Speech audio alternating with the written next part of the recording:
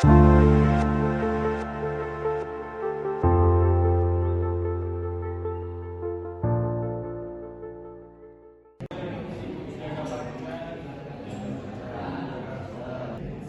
warahmatullahi wabarakatuh. Waalaikumsalam warahmatullahi wabarakatuh. Selamat pagi. Selamat pagi. Terima kasih. Alhamdulillah pada kesempatan kali ini kita bisa melanjutkan perkuliahan kita untuk mata kuliah pembangunan pertanian berkelanjutan. Ya, kemarin kita sudah membahas bagaimana kita bisa menentukan lokasi usaha. Ya, ada kota A, kota B, kota C, kan? Bisa berdasarkan analisis kualitatif, ya, bisa berdasarkan analisis biaya, dan bisa berdasarkan efisiensi biaya distribusi. Ya, kita lanjutkan ke materi agrowisata. Ya, sebelum ke materi agrowisata, saya ingin membawa dulu pemikiran adik-adik bahwa semacam gini. Kalau saya berbicara agrowisata, katakanlah saya pergi ke Pangalengan, ke kebun teh. Yang saya ingat adalah dinginnya. Nah, sekarang coba kalian ingat-ingat ketika kalian ke agrowisata, apa yang kalian bisa meningkatkan nilai tambah hasil panen, ya. Bisa meningkatkan nilai tambah dari hasil panen. Ya. Nah, itu studi kasus keberhasilan wisata petik apel agro rakyat, ya, di Batu di Malang. Ini yang berhasil. Kasus yang berhasil. Berbeda dengan wisata-wisata yang lainnya. Ya, berbeda dengan wisata-wisata yang lainnya. Tentunya agrowisata ini, ya, produk utamanya adalah pertanian. Ya, produk utamanya adalah pertanian. Agrowisata petik stroberi itu pertanian. Ya. Ya. Ada juga yang bergeser ke kuliner, tapi itu tentunya kuliner di bidang pertanian, ya. Otomatis soal kuliner. Agrowisata itu sendiri adalah sektor yang sedang naik daun di Indonesia, yang trennya lagi naik. Ya. Apalagi sekarang ada kebijakan, ya, ada desa mandiri. Ya, salah satu syarat desa mandiri itu harus memiliki kelompok wisata, kelompok sadar wisata, yang kita kenal dengan Kopda Wis, yang desa, yang desa. Nah, itu salah satu syarat untuk desa mandiri. Nah, kenapa dengan adanya Kopda Wis, kelompok sadar wisata? Jadi diharapkan dengan adanya pariwisata di masing-masing daerah, nanti pendapatan daerah. Yang pertama karena keragaman hayati, jadi ribuan jenis tanaman pertanian dan perkebunan yang unik. Ribuan jenis tanaman pertanian dan perkebunan yang unik, gitu ya, yang unik, yang tentunya memiliki ciri khas. Kalau kita berbicara di Cilembu, ada warna wisata apa di sana? Ya, wisata rumah apa? Yang kayak gitu, pangjujugan, ya. Nah, selain menikmati alam, ya, ada khas yang unik juga. Kita bisa menikmati di Cilembu, udara-udaranya dingin, disuguhi kunci Cilembu yang matang juga hangat, gitu kan, terasa di masyarakat lokal. Ini dampak ekonominya yang tinggi.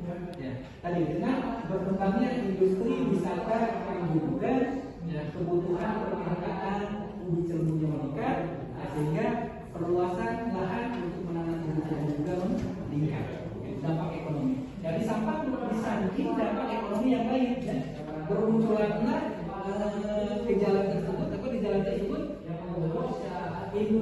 industri pengolahan ataupun pasca panen dari ubi Cilembu, ya. Ada keripiknya, gitu ya. Ada apa laginya? Sekarang bahkan ada gulanya, gitu ya. Jadi ubi itu bisa dibuat gula juga, ya, dan sebagainya. Seluas 20,3 juta hektar di Indonesia memiliki fondasi kuat untuk mengembangkan jenis wisata ini. Dan terlebih tren pasca pandemi menunjukkan peningkatan minat pada pengalaman alam yang baik. Itu secara ada agrowisata edukasi. Tadi ada pusat pelatihan pertanian yang berkunjung ke kebun percobaan. Nah, ini dicontohkannya di pusat pembibitan tanaman buah mekarsari. Jadi ada pelatihan pertanian, ada kunjungan ke percobaan. Terus ada juga agrowisata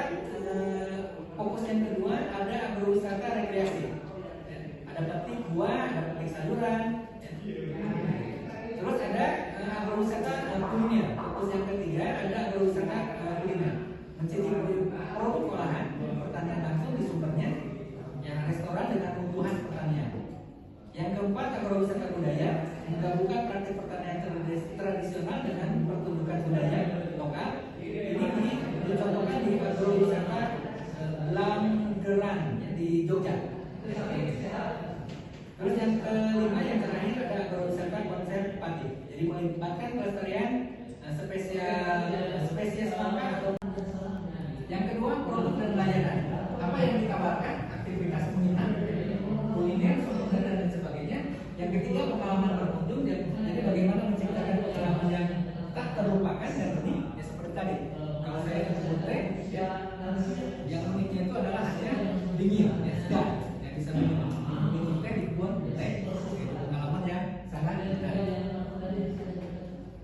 Yang keempat pemasaran. Bagaimana cara mempromosikan agrowisata? Apakah dengan menggunakan media sosial, agen travel, ya, ataupun dengan metode-metode yang lainnya, ya, ataupun metode-metode yang lainnya. Pokoknya yang konvensional dari mulut ke mulut, ya. Tadi awalnya hanya 50 orang pengunjung, ya. Lama-kelamaan trennya meningkat. Ya. Terus model yang berikutnya model kemitraan, berkolaborasi dengan petani lokal, berkolaborasi juga dengan pemerintah daerah dan agen penjualan beserta UMKM. Dan yang terakhir adanya berkelanjutan, jadi memastikan operasi pariwisata tidak merusak lingkungan, memberikan manfaat bagi masyarakat lokal. Utamanya pendapatannya bisa meningkat untuk masyarakat. Bahwa dengan banyaknya berkunjung, banyaknya yang memiliki produk-produk pangannya yang khas, ya, sehingga lokal pendapatannya bisa meningkat. Itu model bisnis dari agrowisata. Yang kedua edukasi. Jadi pengunjung dapat belajar langsung tentang proses pertanian, siklus hidup tanaman ataupun hewan, hingga proses pengolahan hasil. Ya tadi, hingga proses pengolahan hasil. Yang kemarin kita mau datang ke Cilembu, yang tidak hanya melihat bagaimana bercocok tanam di Cilembu, termasuk pengolahan hasilnya, membuat keripik dan olahan-olahan yang lainnya. Dan olahan-olahan yang lainnya. Terus yang ketiga rekreasi, jadi menawarkan suasana alam, ketenangan dan aktivitas menyenangkan seperti multi-multi, contohkan di stroberi, memberi makanan ternak ataupun trekking di kebun. Ciri khas yang berikutnya yang keempat adanya interaksi. Jadi memungkinkan interaksi langsung antara pengunjung dengan petani, yang flora dan fauna. Yang kelima ekonomi lokal, berkontribusi pada peningkatan pendapatan masyarakat petani di sekitar lokasi agrowisata. Dan yang keenam berbasis komunitas. Ya sering melibatkan partisipasi masyarakat lokal dalam pengelola dan penyedia jasa. Ya. Panggung itu lumayan ya, jauh. Jadi kalau tidak memiliki kendaraan ya ada ojek gitu ya. Itu partisipasi masyarakat lokalnya sangat dibutuhkan. Gitu ya. Nah itu ciri khas dari agrowisata. Ya konsep dari agrowisata. Yang pertama dilihat dari definisi dan fokus. Yang kedua ya ada tiket yang diterapkan sehingga pendapatannya bertambah. Melestarikan tradisi lokal serta mempromosikan praktik pertanian berkelanjutan bagi pengunjung. Nah, ini mempraktikkan pertanian berkelanjutan bagi pengunjung. Ya. Ini yang sangat penting sekali. Ya. Bahwa kalau orang lokal kan tidak tahu bagaimana cara mengolah lahan, ya, bagaimana cara membajak, gitu kan. Dengan adanya agrowisata kita bisa memberikan edukasi. Contoh aktivitasnya ini ada petik buah sendiri, ya. Yang paling umum adalah di stroberi, apalagi di mangga, di belimbing, ya, di durian. Tapi kalau di durian tidak petik sendiri ya. Biasanya karena durian itu khasnya apa? Khasnya adalah durian jatuhan. Ya. Khasnya durian jatuhan. Jadi lebih karena durian jatuhan dengan yang karena sudah matang ya, sudah matang sebelum. Turut perkebunan teh yang mudah, ya. Ataupun sesi pembelajaran bertani tradisional yang interaktif dan edukatif. Itu contoh aktivitas agrowisata. Yang tiket masuk ataupun tur edukasi.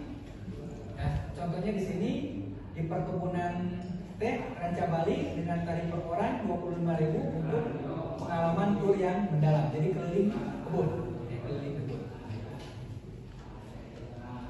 Nah, di samping itu ada penjualan produk langsung.